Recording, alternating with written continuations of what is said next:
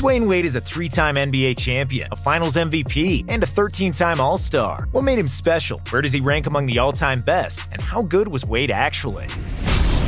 Road to the NBA. Some of the best and toughest NBA players ever came from Southside Chicago, where murder and violence are an everyday occurrence. But of all of them, D. Wade had the toughest road to the NBA. Growing up in one of the most violent and dangerous parts of the world, even his home wasn't safe. Dwayne's mother was a heroin addict and rarely spent time with her son. When she was at home, she was hanging out with drug dealers. And young Dwayne was traumatized when police broke into their house and arrested his mom. Then one day, his older sister made a move that probably saved Dwayne's life. She told him they were going to the movies, but she actually took him to their father, who lived with his new family in the Chicago suburbs. There, the small-statured Dwayne started playing basketball with his stepbrothers. He was usually the smallest player on every court, but Wade was always the fastest. When he eventually sprouted to 6'4" in shoes, with a freakishly long 6'11" wingspan and explosive rocket fuel in his bounce, he became a nightmare for the opposing guards. Athletic and super quick, Wade averaged 27 points and 11 rebounds as a high school senior, earning himself a scholarship from Marquette University. As a sophomore, Wade led Marquette in scoring and was the best ball thief in the entire conference. However, his best was yet to come. In his junior season, Wade averaged 21.5 points and played stellar defense, leading Marquette to success they haven't reached in 25 years. In the Elite Eight, Marquette was a heavy underdog against the title favorite Kentucky, who won consecutive 26 games. But they didn't have Wade, whose drives to the basket were unstoppable. He dominated with 29 points, 11 rebounds, 11 assists, and 4 blocked shots in the biggest upset of the season. D-Wade became a national sensation overnight, but when Marquette lost by 40 in the Final Four, some NBA scouts feared that his game against Kentucky was a fluke.